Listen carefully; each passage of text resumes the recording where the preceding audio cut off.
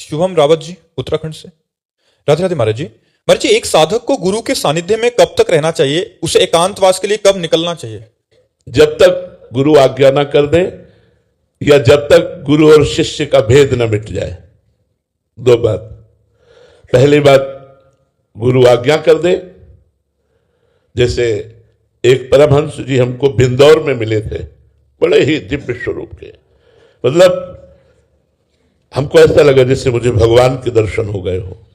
उस समय बड़ी बड़ी जटाएं थी तो पानी डाल के हो रहे थे, सन्यास में थे उस समय। तो आवाज आई नारायण।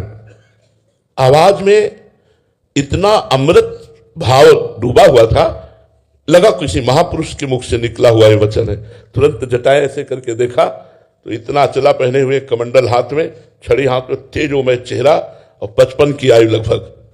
वो तुरंत उतरे, साष्टांग दंडवत किया। उनका नारायण एक कमंडल जल मिल सकता? हमका बिल्कुल स्वामी जी। तुरंत जल दिया। बोले नारायण, इस आश्रम में एक रात्रि रुक सकते हैं? ये आपका आश्रम है? हम कहा नहीं महाराज जी, हम भी आगंतुक हैं, लेकिन आप रुक सकते हैं। स्वामी जी जो यहाँ के हैं वो संतों के लिए ही बनाए हुए हैं। वो रात्रि में तब उनसे चर्चा हुई तो उनका, जिस दिन हमारे गुरु जी ने हमको गुरुमंत्र दिया उस दिन से कहा आज के बाद तुम हमारे पास कभी मत आना। भारत की पवित्र नदियों के किनारे भ्रमण करो, भिक्षा मांग के खाओ, कभी अर्थ मत सुना, कभी किसी गृहस्थ के आना सुना, किसी ग्राम में मत जाना। बोले पूरा जीवन हो गया, किसी गृहस्थ के यहाँ नहीं जाता हूं, किसी ग्राम में नहीं जाता हूं, अगर रास्ता है तो निकल जाता हूं, भिक्षावृत्ति से जीवन जीता हूं, गुरु आज्ञा से आज तक गुरु के पास नहीं गया। जिस दिन दीक्षा दी, गुरु ने आज्ञा कर दी दोबारा आना मत हमारे पास, वो सिद्ध महापुरुष हो गए। या तो गुरु आज्ञा कर दे और या गुरु शिष्य का भेद मिट जाए। गुरु में तन्मयता हो गई और वो गुरु स्वरूप हो गया। अब वो भ्रमण करे, उसका कोई बाल बांका नहीं कर सकता।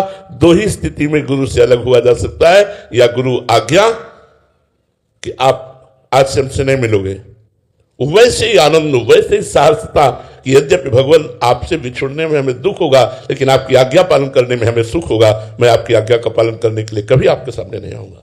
गुरु आज्ञा का पालन भगवत प्राप्ति कराता है।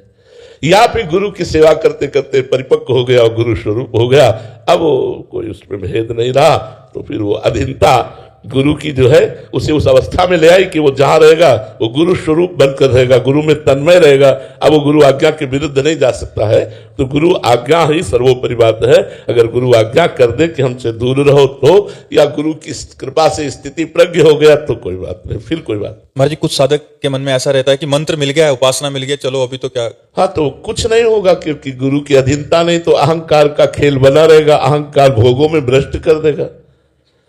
हम कुछ चंद भोग प्राप्त करके उसे ही साधना मान करके और उसी में रमण करते रहेंगे, पूरे जीवन परमार्थ का पता भी नहीं चलेगा। बिना गुरु कृपा के परमार्थ का पता नहीं चलता। गुरु कृपा से ही हम आगे बढ़ पाते हैं, नहीं तो भगवान के द्वारा रचित माया, इसी के खेलों में हम खेलते रहते हैं। गुरु कृपा ही हमें सत्मार्ग में आगे बढ़ाती है, पुष्ट करती है और हमें सत्स्वरूप में स्थित कर देती है। गुरु कृपा ही हमारे भजन को बढ़ाती है, बचाती है और पचाती है। और जो भजन परिपक्व हो जाता है तो गुरु स्वरूप ही हो जाता है।